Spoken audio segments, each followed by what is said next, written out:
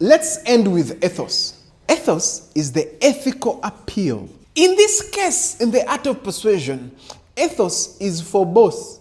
It is the ethical appeal of the message and the messenger. Have you realized these two were mostly on the message?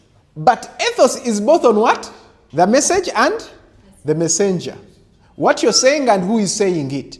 Ethos is when you use credibility. Here we use what? Credibility and values. To do what? Ethical appeal, we use credibility and values to achieve authenticity and believability. Your job here is to make sure your message is credible, meaning correct and accurate. You as a person, you have to make sure that your track record is reputable. Positively, meanwhile. I always tell people reputation is can be either positive or negative. Reputation is as simple as what we know about you. Most of you have done a lot of things, but you only have a reputation, you don't have a personal brand. As I'm finalizing this cohort with you, I pray that every one of you is going to start working on your personal brand. Because when it comes to personal brand, it means you control the narrative and you make people attach a particular value to your name. And there's a difference between extrinsic and intrinsic value. Some of you have very high intrinsic value. You're good at what you do, but it's only you who knows. And the person who benefits from you so that they get you to do things and they brag about doing them. Why the world doesn't know your value? If many know it's only your department, but it's not your department that is going to make you rich. And we do not pay for your reputation. No one comes and pays for your reputation. We pay for your brand. Why? Brand attaches value, emotions, and a story. All of you, as I'm digressing, after this course, I expect you to start working on your personal brand. The other program I told you has a part of personal branding in it. Has a part of communication, selling, persuading, and creating offers, etc. My point is here, authenticity and what? Believability. Can we believe you? Now here, should you say should you say something very incorrect, we are likely not to trust any other thing you're going to say in that message. But at the same time, if you are known to be an enanga, Fred Onanga, my Ndugu Simon can't relate. The Ugandans are laughing. You could tell us that at City Square, just below the Supreme Court, there's a bomb detected there. And advise us all not to go to the City Square. And be like, really? We shall take that risk. Why? Your friend Enanga speaking. It could be actually true that there's a bomb. But because of your track record, my friend, you've ever told us that there was a star above Chaguranyi's house. It only chose Chaguranyi's house. For us, we didn't see other stars in our homes. When you tell us there's a bomb, we are likely to think twice. Mind about your credibility. And let me tell you, credibility can also work positively. Should I give you an example? Yes. I have a friend of mine, my mentor. My mentor has a tour and travel company. He has traveled across the world, and he has a program called Save for Travel Wallet, where you can save 10,000 for a year and you make it to your, if it's Dubai, by the end of the year, you've made like 3.6. You save 10,000, I think, per day. And by end of the year, you have 3.6 million. He takes you to a trip to Dubai. And because he has traveled a lot, if he tells you that I think the best day to travel is Friday, even if he doesn't give you facts, would you believe him or not? That's what credibility does. And that is why all of you should build your personal brand. Meaning, if I am here and I decide to give you cat phone communication, you're likely to believe it. I don't know if that makes sense. If we do two things at Ethos, trust you and have confidence in you. Now, trust and confidence can be because of your track record, but also could be how you express a message. The art of sincerity. You may speak something truthful and we don't believe you. And someone lies to us and we believe them.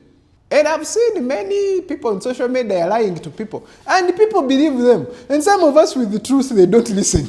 Hey, let me tell you. So trust and what? Confidence. So speak with confidence. Speak to win trust. But you as speakers who have gone through my class, I expect you to play here.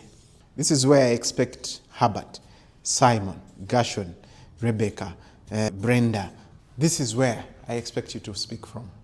Give people some facts. Tell people some stories and illustrations. Speak with confidence and let your message be correct and complete so that the facts support the point. Especially for men. You may get men to feel, and after a day they will start reasoning. For the women, you can get them to feel and think, to feel and imagine for a very long period of time. Not all. Like I told you earlier, every general rule has what? An exception. Sometimes feelings end quickly.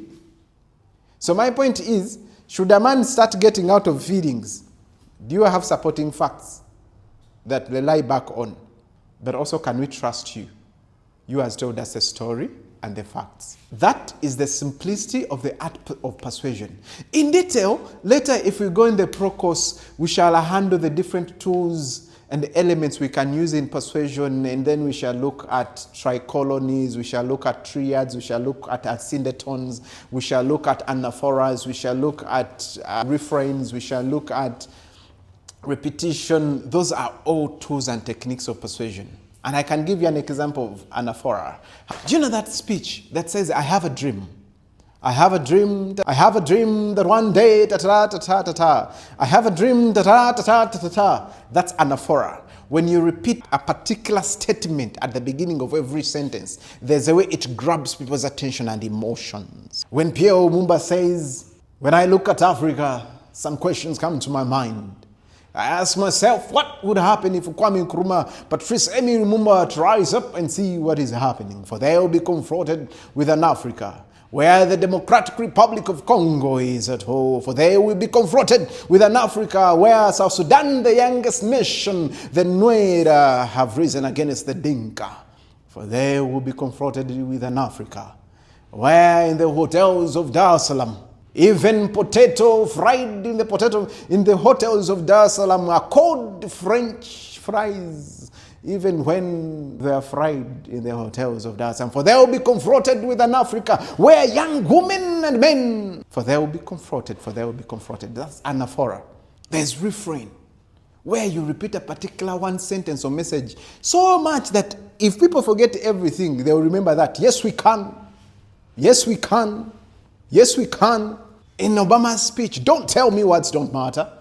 I have a dream, just words. We have nothing to fear but fear itself, just words, just speeches. We hold this truth to be self-evident that all men are created equal, just words, just speeches. So don't tell me words don't matter. I know words will not solve our problems, but it's also true that it doesn't matter the policies we have, the ideas we have, if we cannot inspire our people to believe again, to hope again. So don't tell me words don't matter. So by the time you leave, you believe that actually, even if the man doesn't have policies, words matter. Because at that time, Clinton had made America to believe that Obama is a junior in politics. He doesn't know anything. He's just a good speaker. He's a hope monger. And then he delivered that speech. So don't tell me words don't matter. And that, for me, that speech is what turned things around for Obama. Of course, plus other tactics that we want to talk about today. So, analogizing, using metaphors, using ascendetons, using oxymorons, those are things we are going to handle later. Motivational appeals, how you answer 4 most important questions. If you're going to deliver a persuasive presentation, make sure that 4 of these questions are answered. 1, what is the problem? 2, why you? Why should we be listening to you? 3, what should we do? Lastly, what will happen if we do, and what will happen if we don't? 4 most important questions. Before you sit down, make sure you have illustrated the problem and the challenge. Number 2, you've answered the question of authority. Why you? Of all people, why are we listening to you? Number 3, you've given us the solutions. What should we do? And most importantly, as we are doubting whether to do or not to do, tell us what will happen or what could happen. Should we not do as you've advised? Or what nice things will happen should we do as advised. Art of persuasion. But also in that course, we handle how value is derived from what you say. And people, by the feeling that brings to them, not the facts that you've told them. So in the art of speech, some of you may not come for the pro course. So for that reason, I'm going to recommend that you go and research about motivational appeals in the art of persuasion. Motivational appeals in the art of persuasion. How do you use motivational appeals to get people to do, to feel, to see what you want them to do, to see, and feel? Because in that pro course, we also relate them with Maslow's hierarchy of needs, because it works together with the motivation appeals. Otherwise, it's been nice having you guys part of this class. You studied many, you see where you are. Of course, some have been coming when you guys are not coming. When you come, others don't come. That's adult education. Brenda has tried to be consistent, but I think you've missed once. You've also missed, as you can see, they also were complaining that there's a time you aren't coming. So that's okay. I hope you use what you've learned in reality.